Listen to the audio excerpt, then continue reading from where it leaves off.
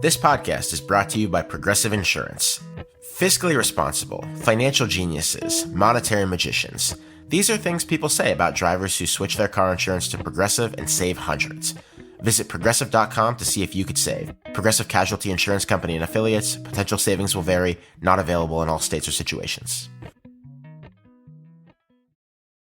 This episode is brought to you by Iams Pet Food. When you choose Iams dry dog or cat food, you can see a difference in your pet with your own eyes. Healthy energy in 5 days, healthy digestion in 10 days, and healthy skin and coat in just 25 days. Satisfaction for you and them. Guaranteed or your money back. Feed Iams dry dog or cat food and see a visible difference. Visit iams.com/difference to learn more.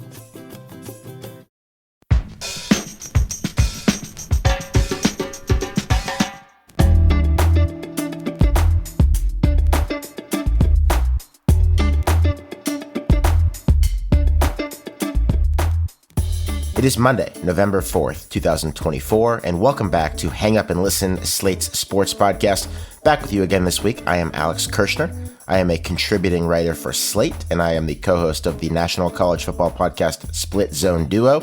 I have my usual brilliant panel with me this week, and we have lots to discuss.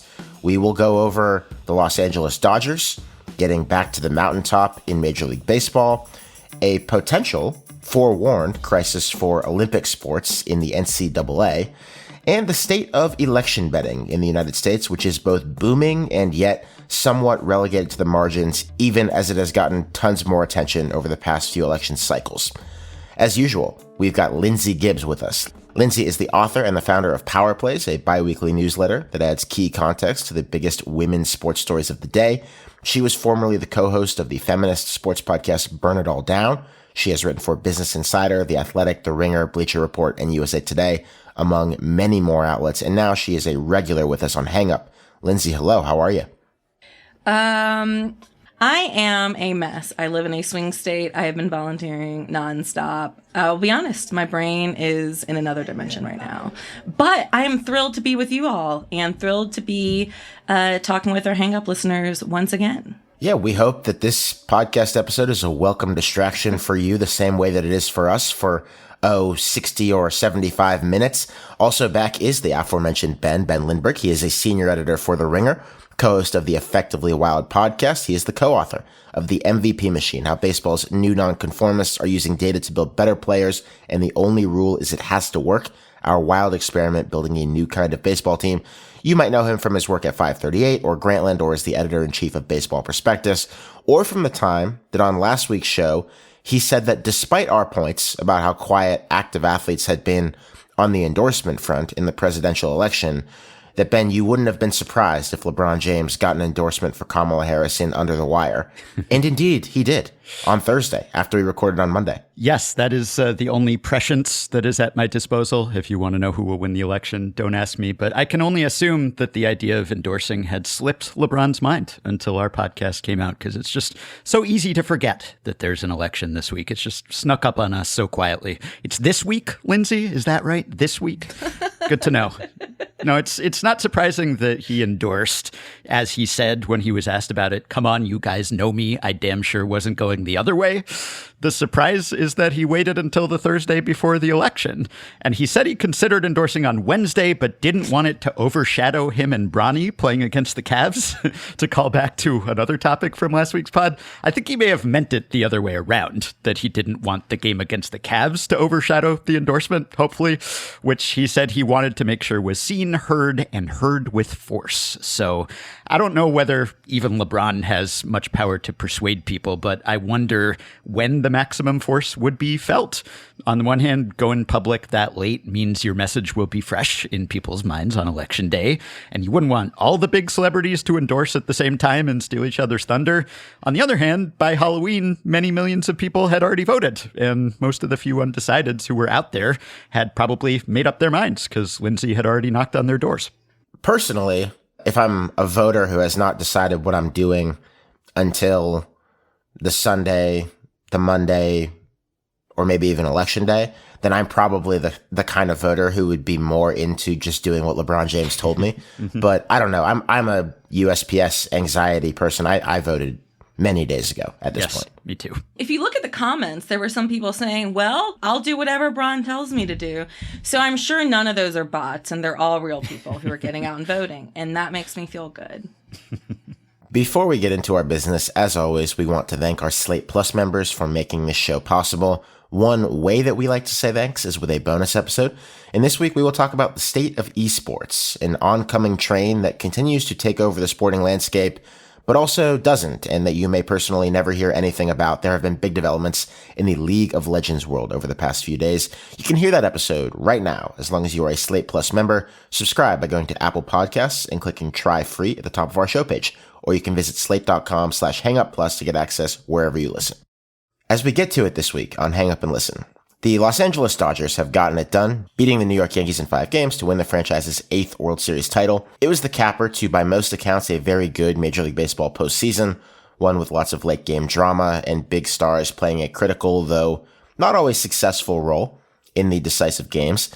Ben, it is clear that the Dodgers made some shrewd moves, trading for Mookie Betts a few years back, good idea. Signing Freddie Freeman, who hit 4 homers in the World Series, nice. Adding Shohei Ohtani, yes sir, nice call.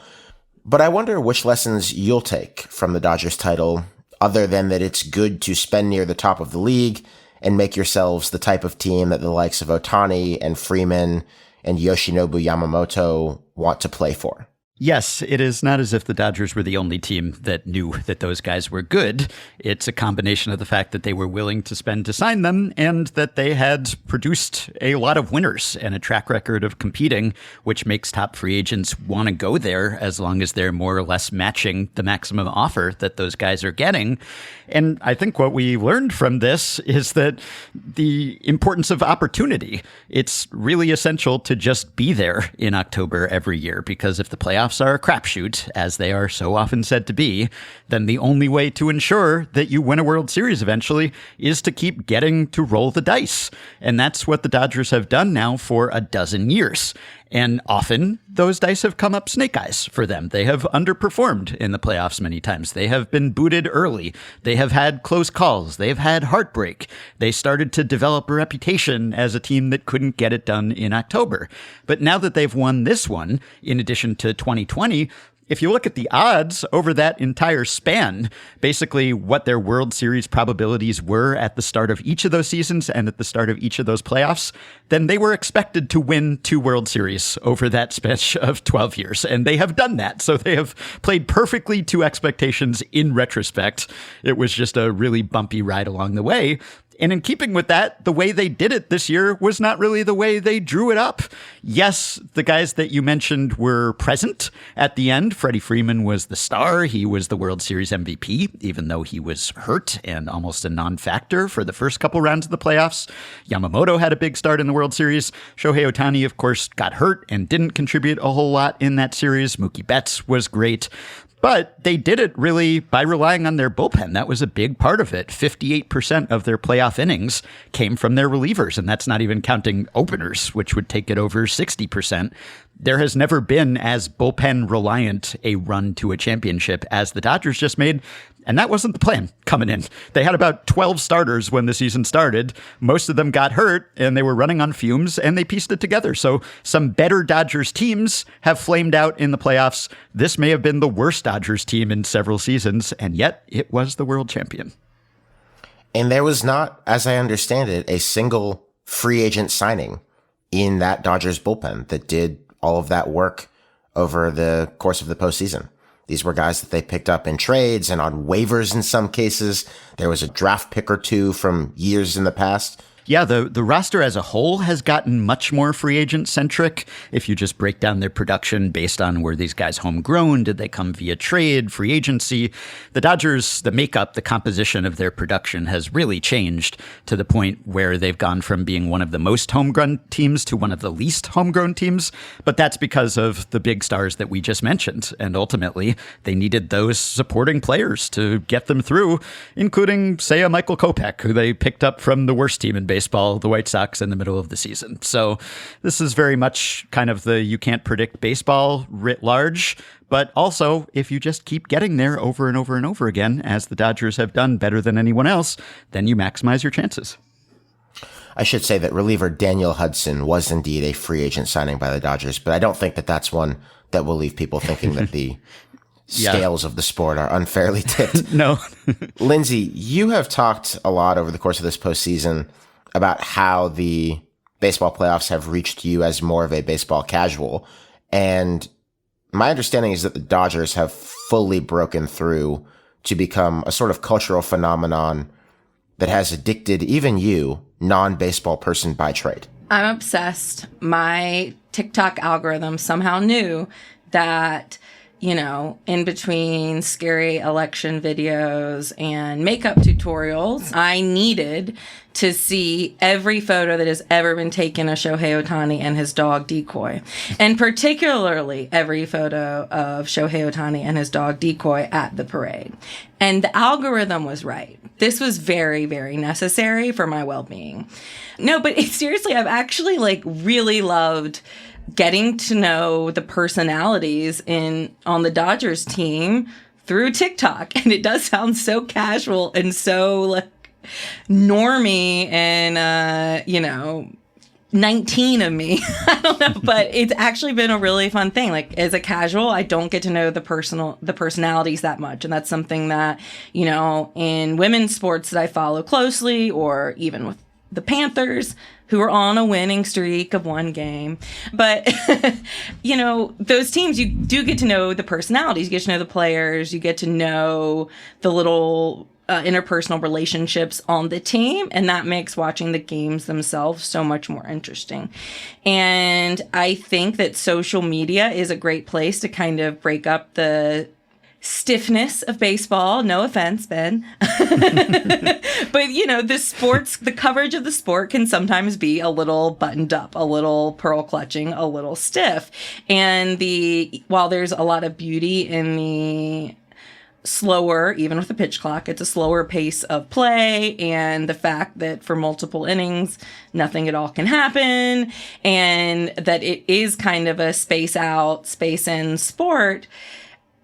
I think that having venues where you can get to know little snippets of these players is really important for the future of the sport. And social media is a really good way to do that. And I want to give credit, seriously, I know it sounds like I'm kidding, but I want to give actual credit to the Major League Baseball's TikTok team, which is just fantastic. They have a really fun tone.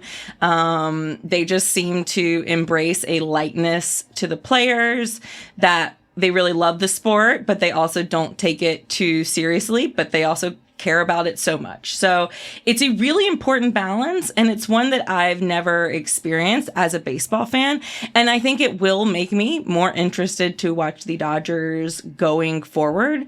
And yeah, credit to social media teams. Good job. Well, this is a shocking confession coming from a diehard Padres fan, first of all. But I think that Rob Manfred's two sizes too small heart would be warmed by learning that MLB is big with the TikTok teens, and also us when we're on TikTok. But and it might just be the 38-year-old TikTokers that it's appealing to. Maybe there's no teenage appeal at all. Yeah, MLB will take 38. That's dragging the average down. That's not bad. But it was a collection of likable players and superstars, of course, and not all of them ended up playing a major role in this series. The much ballyhooed Judge versus Ohtani showdown, those guys had their moments, but ultimately didn't really dictate the direction of the series. And the series itself, of course, it only went 5 games, and maybe 3 of those weren't exactly riveting. The first and the last were classics, really for different reasons. The Yankees making mistakes was as big a part of the Game 5 outcome as anything else, but those were really memorable. And MLB and Fox would have liked the series to go 6 or 7, but at least it wasn't a sweep. At least it produced some indelible moments. Ben, as we look towards the future, you said it already. The Dodgers have been in the postseason 12 years running. They are, in terms of consistency, the model franchise in Major League Baseball right now. Nothing lasts forever, however, and they will have to tinker as they go forward. Walker Buehler, the Game 5 closing pitching hero, is a free agent.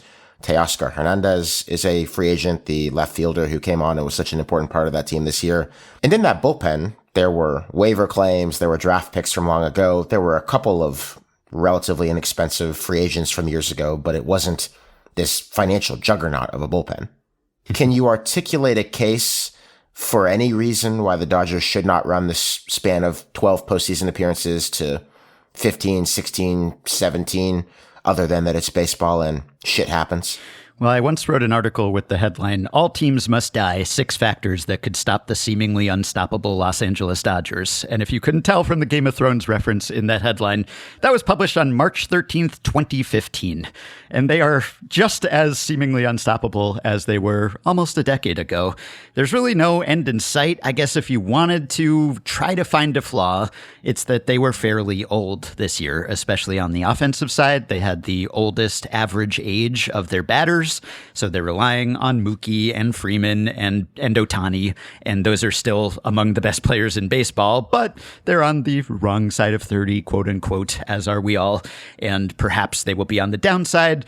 And as I said, the Dodgers have been more reliant on outside production and importing players and signing free agents as opposed to drafting and developing, which was their strength for a long time.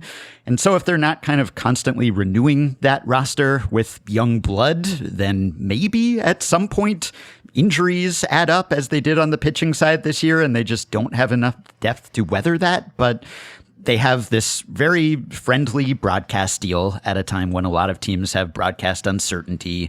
They have a big fan base. They now have the revenue boost that comes from another World Series. They have the biggest star in the sport globally in Shohei Ohtani. They were the best team in baseball this year in addition to winning the World Series. So no, there's no real reason to think that there's any kind of collapse looming, although you never know, right? The norm is that collapses come out of nowhere. It just hasn't happened to the Dodgers. You might be more worried about the Yankees, for instance, who have some prominent free agents. And Juan Soto, of course, is the guy that everyone wants and will be spending $600 million or more to sign long term. So if they were to lose guys like that, then maybe they have a little less of a base to come back. But, you know, that's most teams. Even if you're the Yankees, even if you have the second most wins in the regular season over the span during which the Dodgers have been a playoff team every year, the Yankees miss the playoffs every now and then. They're not a juggernaut. They're not a super team necessarily. They need things to go right. Whereas the Dodgers, they're just a perpetual playoff machine. I don't really know how you recover from that 5th inning. Like, I'm still thinking about it from the Yankees. I mean, that was one of the, I mean, it happens in all sports, right? Like, you get to these big stages, these big moments, and you have a few minutes where you can't make a basket, or you miss a 2-foot putt, or you forget to cover first base, you know? Like, it just, it happens. But that was a really brutal way to lose. And I'm wondering where you think the Yankees go from here. Well, everyone knew that they were fundamentally flawed, just in terms of their actual fundamentals, their defense, their base running. It's odd because the breakdown in that inning, Aaron Judge just dropped an easy liner that clanked off his glove. He's a good outfielder. Anthony Volpe is a good shortstop, and he just made an errant throw. And then you had Rizzo and Cole kind of combining not to cover first base. So it was almost the strong points of the defensive side of that roster that were breaking down there. But that had been kind of a constant for them all season, all postseason, where, you know, just making the routine plays, being good on the bases, they really came up short a lot of the time there. And they were good enough to power through that until all of those chickens came home to roost at the worst possible time with the biggest spotlight. So, you know, I don't know whether it's that moment that caused some of those flubs. Cole was in a jam and exhausted trying to get out of that. Judge took his eye off the ball. Maybe that doesn't happen in a non-World Series game, but a lot of Yankees fans think there need to be heads rolling. Boone and Cashman need to be fired. They've been saying that consistently for some time, even though this team just won a pennant. That is not enough for many Yankees fans, but they do have a point in some respects in that there's some pretty obvious failures and flaws on this team that just don't seem to be addressed. There's a lot of job security in that dugout and in that front office. One flaw that it seems they could have easily addressed to prevent this from happening would have been to give 2009 intern Ben Lindbergh his championship ring. Still waiting. Lift the curse. Yeah, it's not too late. You know where I live. I'm waiting. Up next, are Olympic sports on the chopping block in college athletic departments? The The people who coach them certainly think so. Let's talk about it.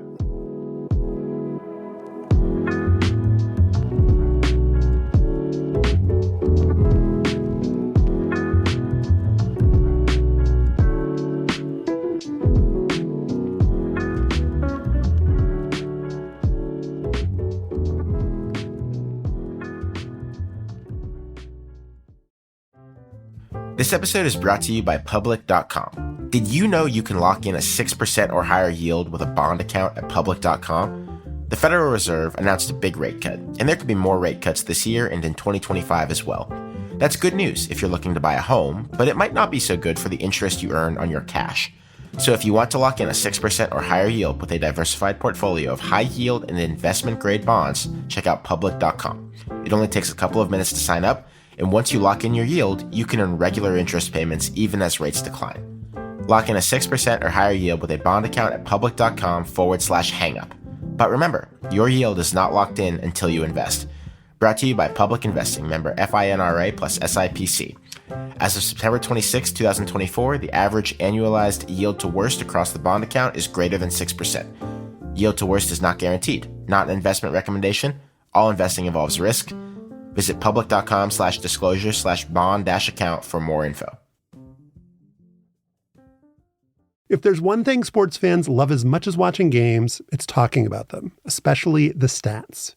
Here's one that's super simple to remember. Discover automatically doubles the cash back earned on your credit card at the end of your first year with Cash Back Match. That means with Discover, you could turn $150 cash back to $300. That's right. You could put it towards some memorabilia you've had your eye on, or treat yourself to a premium sports network. You earn and Discover doubles. See terms at discover.com/creditcard. Back here on Hang Up with Ben Lindbergh and Lindsay Gibbs, I'm Alex Kirshner. The college sports landscape is, as the industry's trade press loves to say, rapidly evolving. One interesting development came last week when a group of coaching associations representing NCAA Olympic sports programs hired a lobbying firm to represent their interests in Washington, D.C. Why would they do this? The NCAA is moving toward the likely, though uncertain, approval of a settlement with a group of former athletes who had sued it over its denial of name, image, and likeness opportunities years in the past.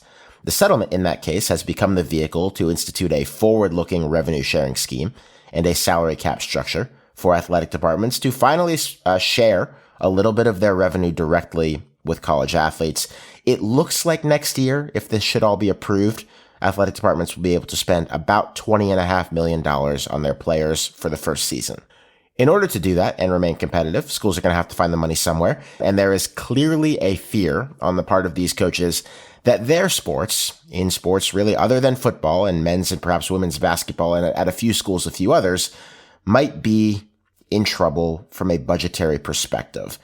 These sports are now called Olympic sports, but there's a classic term for them in the business, and that is the non-revenue sports, because they are not football.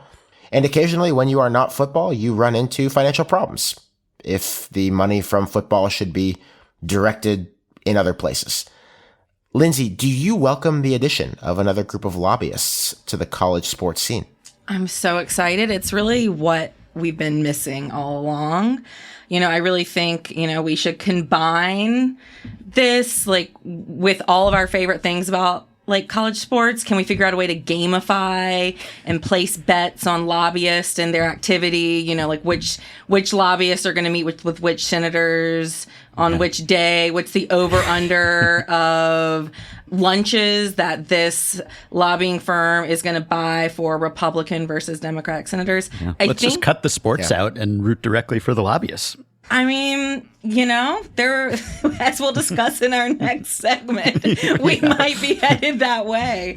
But in seriousness, since this is the way business is being done through lobbying and through trying to get some sort of legislation that will make all of this somewhat okay, I am glad that these entities have representation, because I don't think that they can completely rely on the NCAA or the conferences or even the USOPC to have their best interest in heart. I think everyone needs to be advocating for themselves as we go into this new world.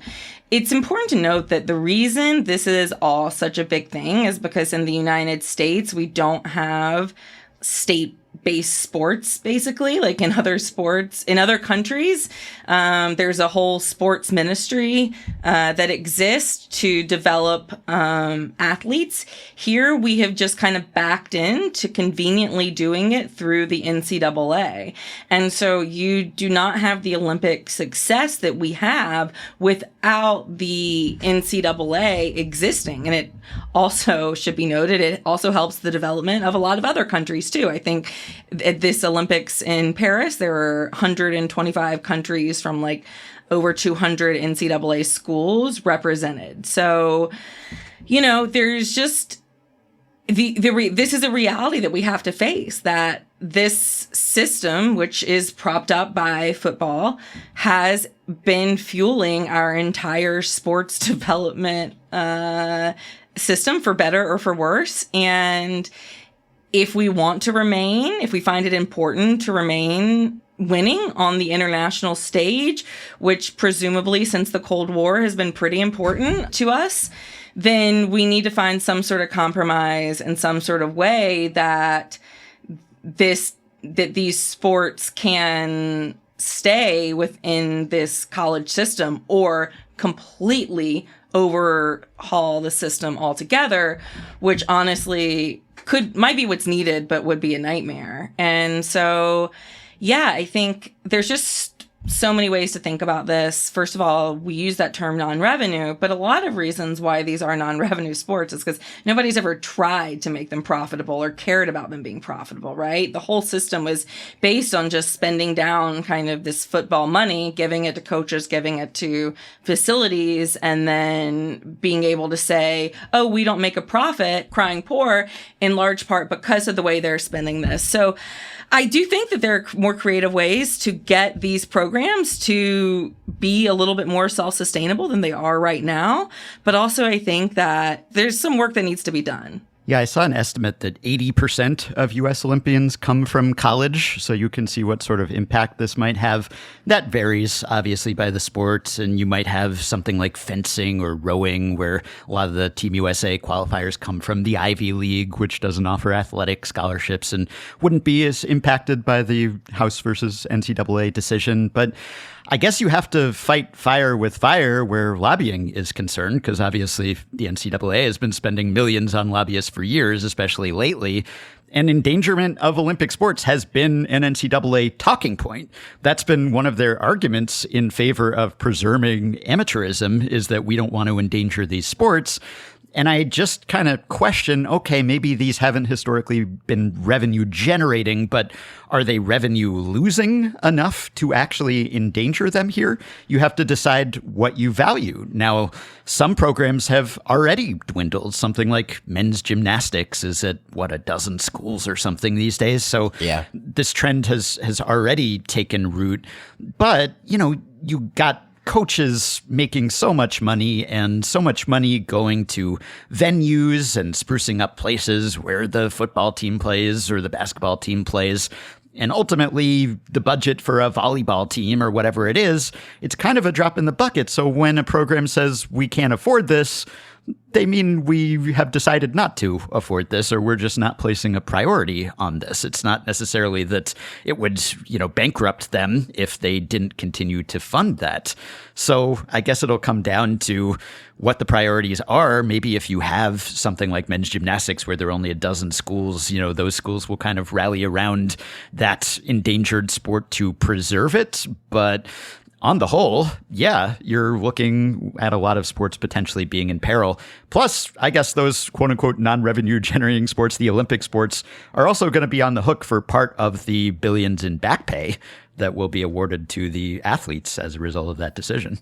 Yes, it's an interesting math problem, but also a fairly simple math problem for a lot of athletic departments to deal with.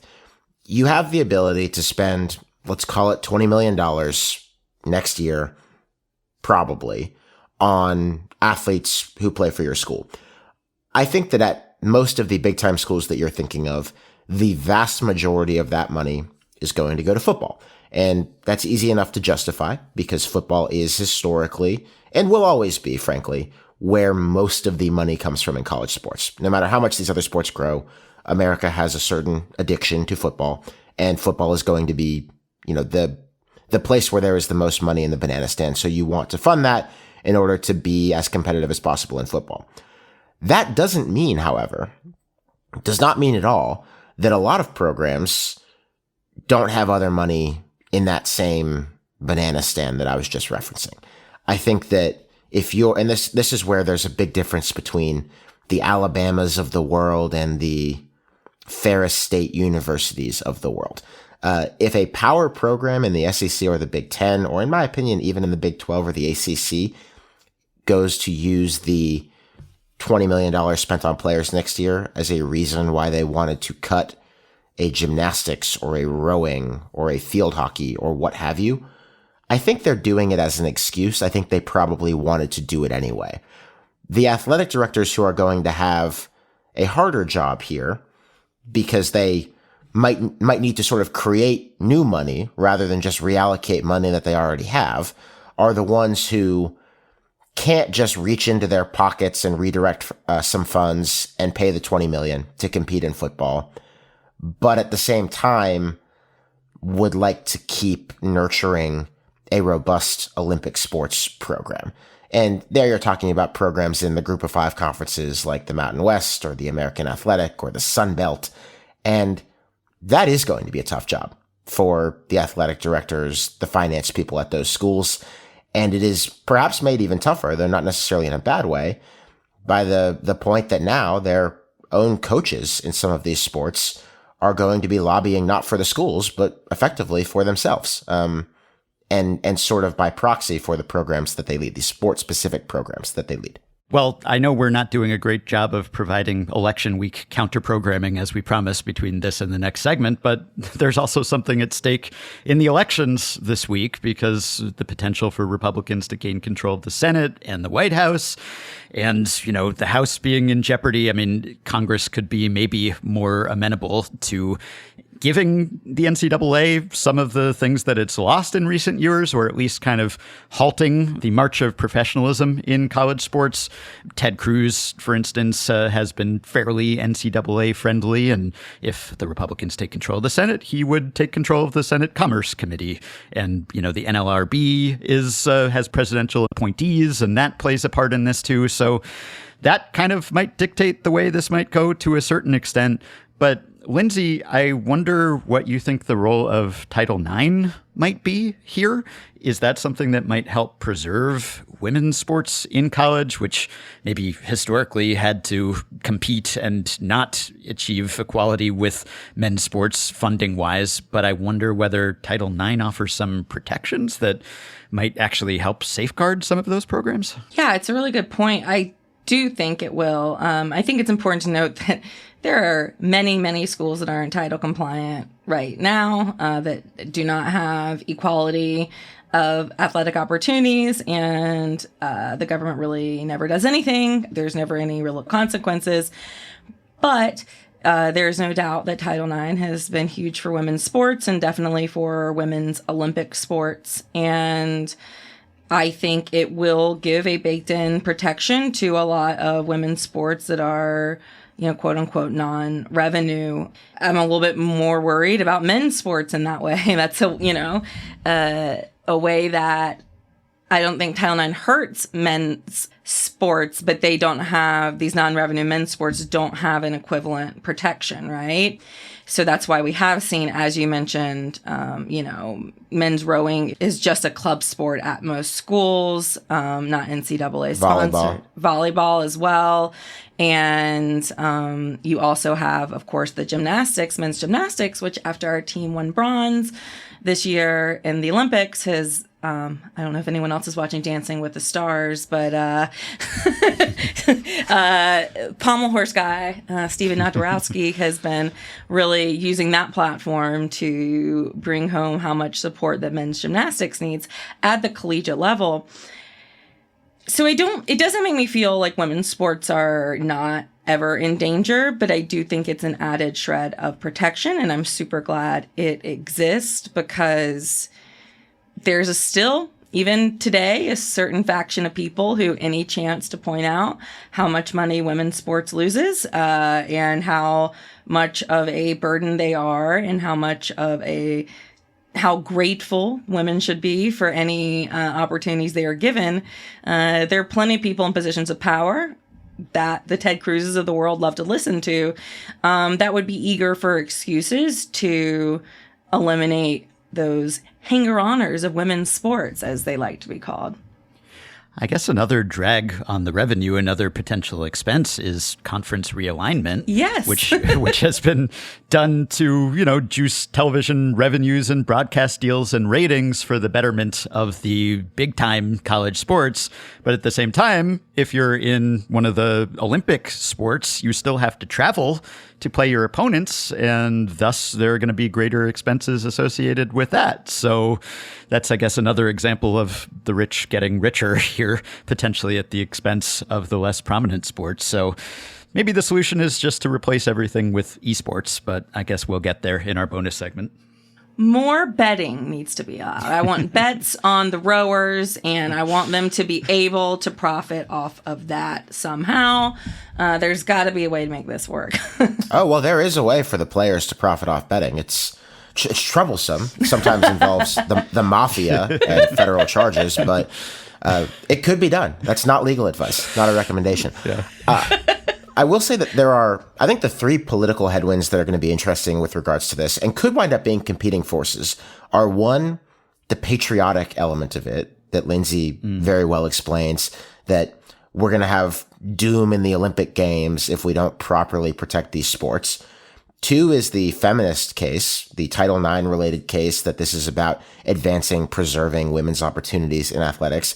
And third is the racial justice case, which says pay the football players, and pay the football players at any cost, because this is one of the few plurality black sports in college athletics. At a lot of cases and at some specific levels, it's a majority black enterprise. And how is it fair to have those players effectively be subsidizing everything else?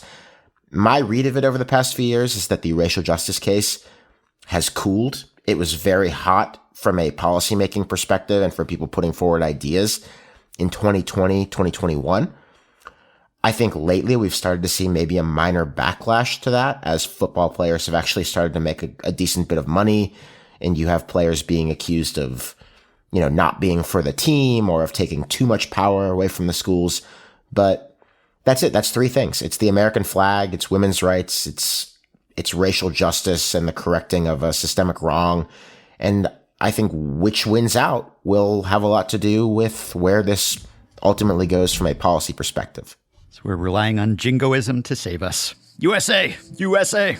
Up next, election betting is a big, big deal, but it remains in a hard-to-define legal spot, and it is not part of the U.S. sportsbook landscape. What's up with that?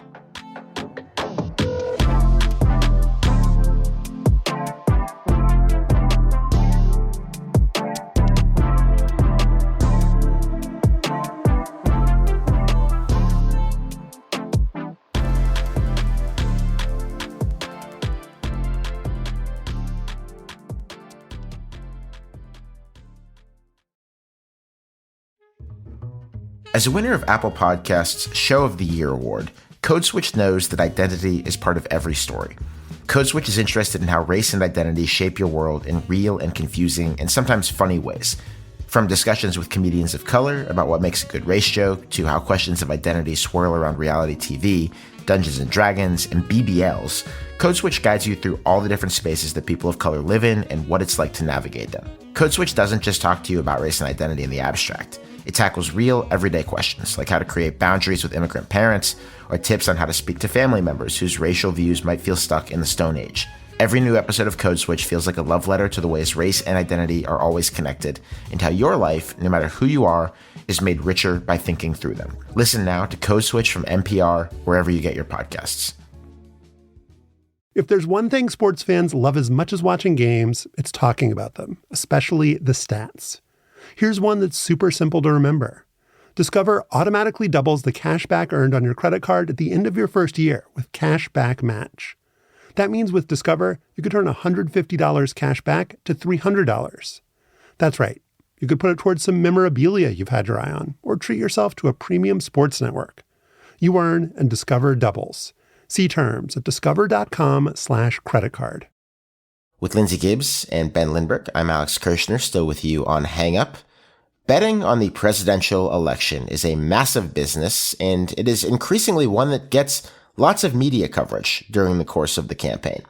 For a story that I reported for Slate in December 2020, an operator of an offshore sports book, Bet.Online, told me that his website alone fielded 8 figures in presidential election bets on that cycle. And that was just at his one site. He said that was the biggest betting event in Bet.Online history by 30% in terms of cash wagered over the previous season's Super Bowl, which had held the top slot. In this campaign, a lot of mindshare has gone to prediction markets, where predictions of one candidate to win are traded more or less like stock futures, with implied odds for who will win coming out of those trades. Polymarket and Kalshi are 2 of the big ones. And of course, standard offshore sportsbook betting has continued apace. But one place where you will not find election betting is at the online sportsbooks that are regulated here in the United States, in which you will see dozens of commercials for if you sit down and watch an NFL Sunday. Ben, are you disappointed that you cannot use your DraftKings account to put your money where your mouth is as it relates to Kamala Harris against Donald Trump? Maybe that's what would finally get me to sign up after resisting the deluge of ads for all of these years. Yeah, speaking of wagers, I would never bet against big business becoming even bigger business. And in 2020, the total amount wagered on the U.S. presidential race at Polymarket was $10 million. This year, it's $2.5 billion, and that's with U.S. residents not legally allowed to participate. So when that much money is in play, that much profit is there potentially to be made, I would imagine that the lobbyists will do their work, as we discussed in our last segment, and the right wheels will be greased. Now, I guess these are fairly low margin businesses, plus you only get a presidential race once every 4 years. Over the past couple months, the prediction market, you mentioned, Kalshi, has gotten a couple of favorable rulings, which essentially legalized election markets, though the Commodity Futures Trading Commission is still appealing to try to block that. But as we record, U.S. residents can bet on the presidential race and control the House and Senate at that site. Robinhood just introduced its own presidential election market. But it's pretty small beans in the grand scheme of things so far. Axios had a stat last week, estimated amounts bet in the U.S. this year.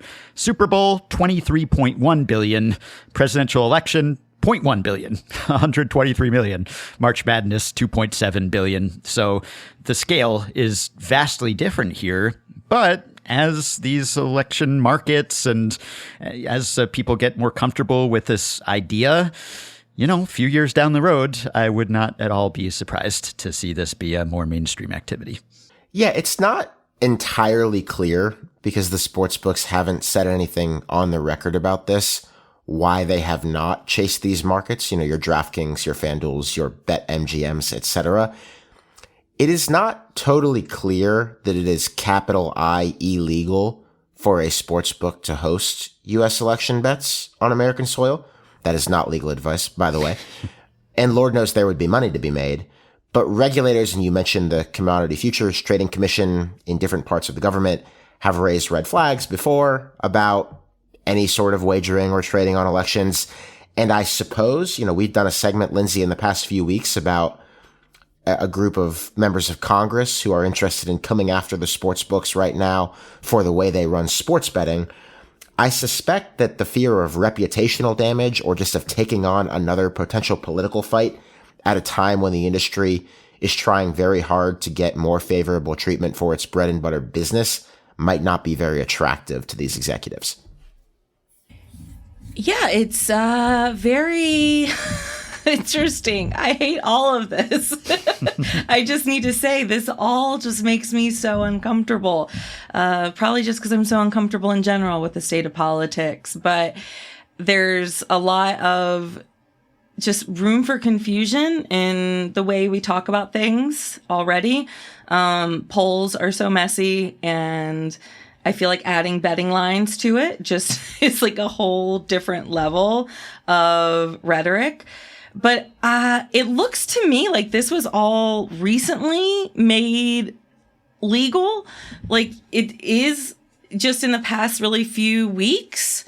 So I think I understand why it's not as widespread yet, because it's just as recently made legal.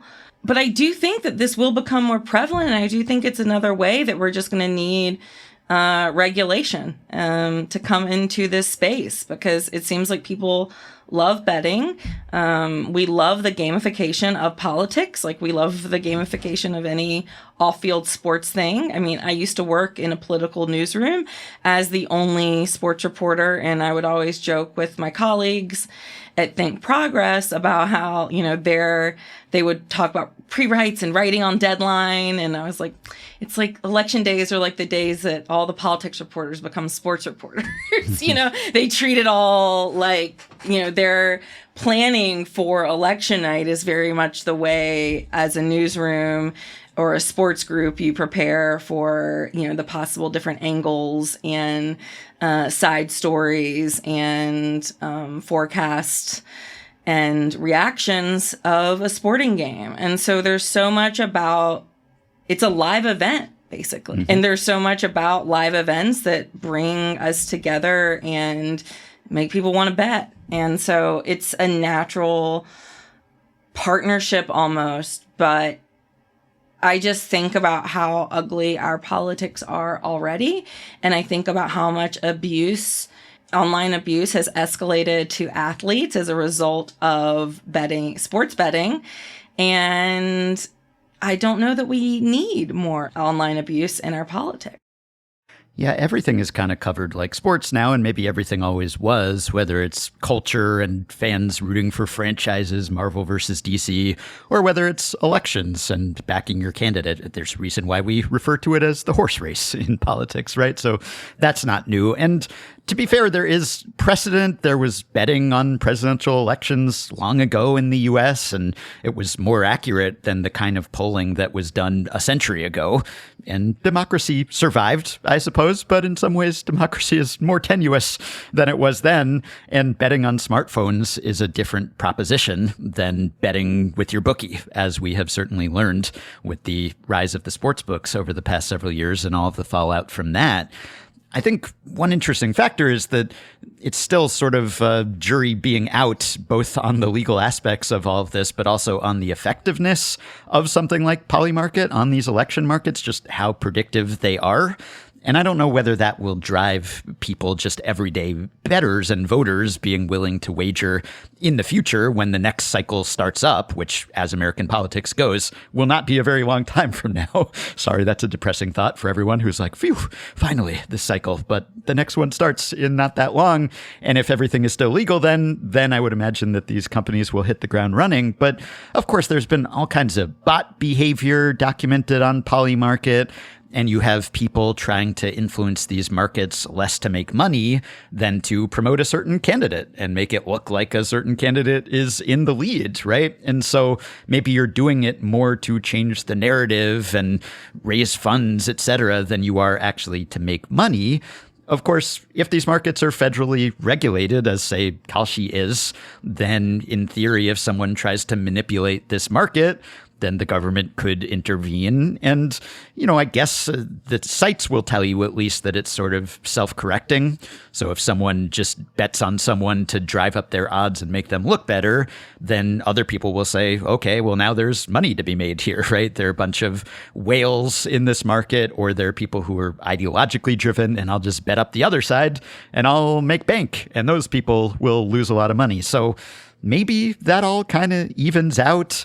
But, you know, much as we're kind of uncomfortable with the amount of money that's in sports betting these days, not just because of the effect it has on people who develop addictions to this stuff, but also because of what it might mean for the integrity of sporting events. What does this mean for election integrity, which is something that obviously comes up from time to time as it is? Yeah, I think it would be very wise for everyone listening to this show, and for all of us, this is a thing we can do for ourselves to make the next few days more bearable, would be to not put predictive value on election betting markets. There are a few reasons for this. Ben just got into some of them.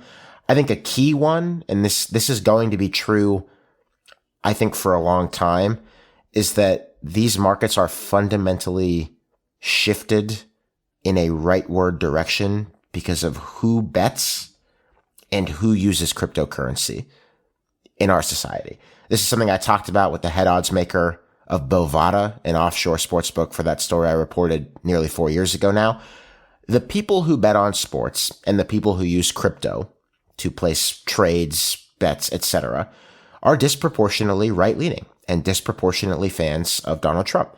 And this caused a significant discrepancy 4 years ago between what the market said was likely, what the betting market said was likely, and what models like 538s or the economists or the polls in general said was likely. And I think it is critical to remember exactly what Ben says, which is that betting is now a way of expressing your fandom. It is like this in sports. It is like this in politics. The difference between sports and politics is that it's not clear that Yankees fans are especially more crypto-friendly, Trump-friendly than Red Sox fans. Or there's not this necessarily ideological divide that would affect the likelihood of betting between fans of different sports teams, but there absolutely is in politics. And that should really give us pause when someone like Elon Musk says the election betting markets are actually more predictive than the polls because people are putting their money on the line instead of just saying something to a pollster who calls them on the phone. I think it's nonsense, and I think we can help ourselves a bit by getting off that roller coaster ahead of Tuesday night, Wednesday, etc. But Lindsay, I can't interest you before we go in really solid odds on Kamala to win your state of North Carolina? No, I will not be placing any bets. I will not be placing any bets. I am so nervous, but the polls do look good. Ben, any interest in Kamala plus 1900 to pull the upset in Florida? Can I get you? I'm not a betting man, but I'll bet on Lindsay and her canvassing moving the markets herself single-handedly without any wagers whatsoever. Well, we got LeBron, so, I feel like we're on a roll. Place your bets on Hang Up and Listen.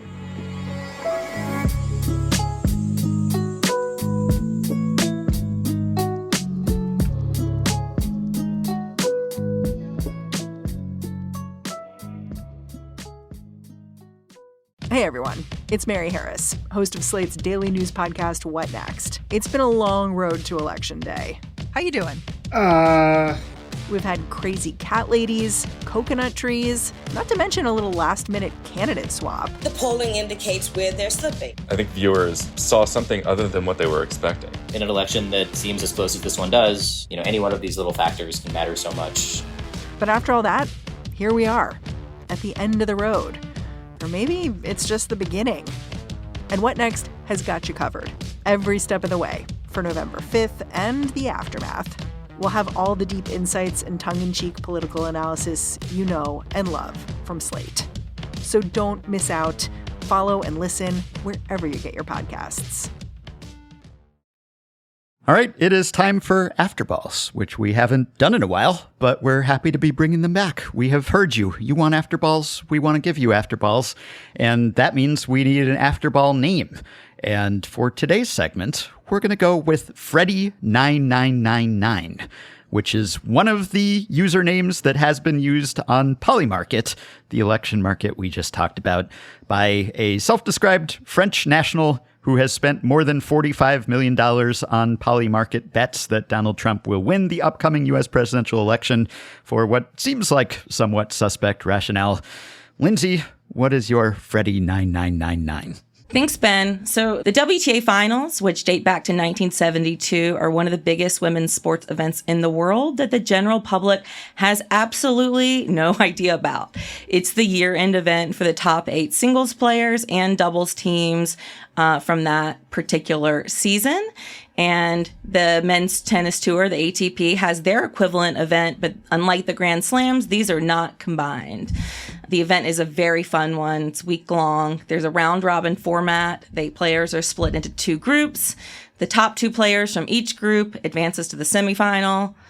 The event starts with an iconic photo of the top 8 players dressed up and posing together. I look forward to it every year. It's all great.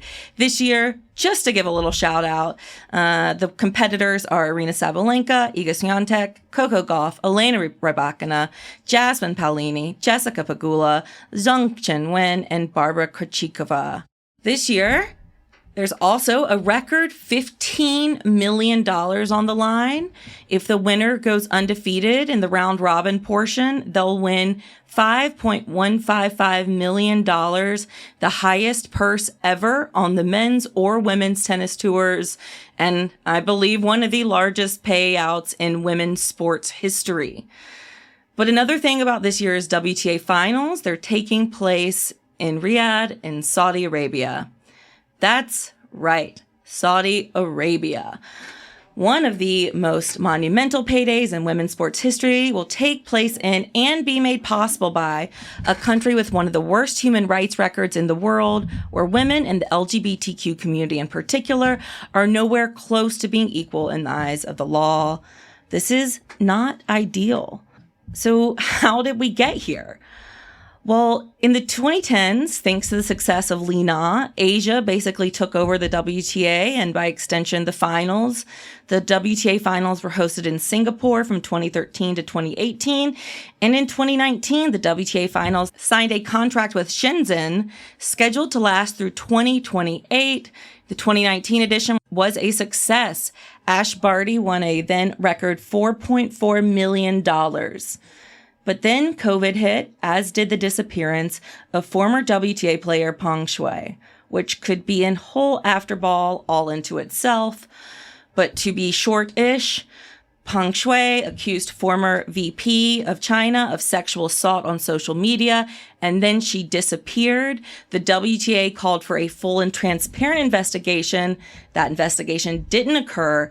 The WTA suspended all its tournaments in China.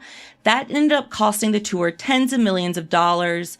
And even though the WTA ended its completely ineffective boycott, less than 2 years later, Shenzhen terminated the year-end finals deal, which then lost the WTA a lot more money and left the WTA without a home for its marquee event. The last 3 years, this marquee event has, at the last minute, jumped from place to place, from Guadalajara to Fort Worth, and last year in Cancun was one of the most embarrassing events ever. Cancun wasn't named as the host for this, once again, marquee event until weeks before a temporary stadium was erected in a parking lot to hold it. A tropical storm almost prevented the event from happening at all, and then we had rainy and windy conditions that left the whole thing almost unplayable. It was awful. Enter Saudi Arabia. The Saudi Fund, as you probably know, has become more and more involved in sports, such as soccer, golf, and racing over the past few years, and their infiltration of tennis seemed inevitable.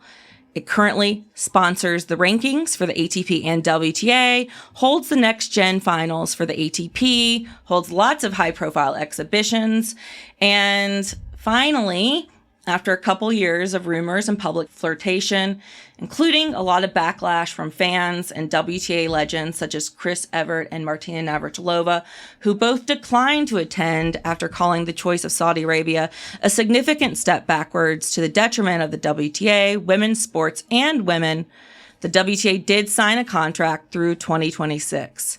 So here we are. The round robins are underway. The tennis is great so far. You can watch it on the Tennis Channel. Most of the players have been unwilling to engage with the human rights issues in Saudi Arabia at all, kind of just trolling out WTA talking points.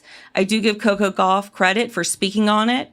She's reiterated her support for the LGBTQ community and women and really tried to toe the line, saying, I'm obviously very aware of the situation here in Saudi. My view on it is that I do think sport can have a way to open doors to people. This is the first professional women's tennis event held here. The WTA pledged for the next 3 years to help the Future Stars program introduce more Saudi women to the sport. Their goal is to have 1 million people playing tennis here by 2030. So hopefully with that, people see us and what we represent, and hopefully that will enact more equality. My feelings are mixed Billie Jean King has been a supporter of this partnership. She really believes in capitalism and also in engaging to have change, that you can't change a place if you're not a part of it. The players have bragged about the first-rate accommodations and facilities and perks, which they very much deserve. They do not deserve to be playing in makeshift stadiums in the middle of tropical storms. They have been putting on clinics for children. There have been a lot of good photo ops. And frankly, the WTA needs the money. The WTA does not have nearly as much money as the ATP does because of sexism that impacts TV contracts and sponsorships. So many men in sports are getting Saudi money. Shouldn't the women? Why must the women be the only ones to have morals and to put their foot down and to say no to this influx? But also it feels shitty and I hate it. First of all, nobody is there in the stands. The opening day was okay in attendance, but subsequent sections have featured less than 500 people. And look, equality has been a pillar of the WTA. Seeing one of the largest paychecks in women's sports history being given and sponsored by a country that criminalizes homosexuality and free speech and has guardianship laws that enshrine women as second-class citizenships. I don't like it. And on that note, I also urge everyone in our country to make sure that they vote. And stay tuned for our bonus segment where Saudi Arabia-backed competition will also be mentioned because it's unavoidable everywhere in the sports and esports world, even though I guess most athletes have learned from Phil Mickelson's example when it comes to actually talking about these things publicly. Yeah, I think that's a lot of brand speak by Coco Gauff, but also sounds incredibly similar to the brand speak used by most of the non-Phil Mickelson live golfers. I suppose where I would net out is this is bad, but so is the golf situation, both on the ladies European tour and even more pressingly right now with the PGA tour. And all I will say is that it is a quick and lucrative road from PGA Tour Commissioner Jay Monahan using 9/11 families to argue against the morality of the live golf circuit to that same commissioner of the PGA Tour, Jay Monahan, currently trying to close a multi-billion-dollar deal with the Saudi Public Investment Fund that is behind live golf. If I were to be a betting man, I would bet that the path that tennis walks is similar to that one. Yeah, I mean, it's here. We've talked about this for years, and it's here, and the world is still turning. That is all for this episode. We've also got a bonus episode that is live right now about the state of esports, which are a huge deal, very hot right now, and yet maybe not breaking through to you, even still. To hear that, you can subscribe to Slate Plus on Apple Podcasts by clicking Try Free at the top of our show page, or visit slate.com/hangupplus to get access wherever you listen. The episode is available right now, and we will see you there. Our show notes are at slate.com/hangup, and you can email us at hangup@slate.com. Don't forget to follow the show and rate and review us on Apple Podcasts. Our producer is Kevin Bendis. For Ben Lindbergh and Lindsay Gibbs, I'm Alex Kirshner. Remember Zelmo Beatty, and thank you for listening.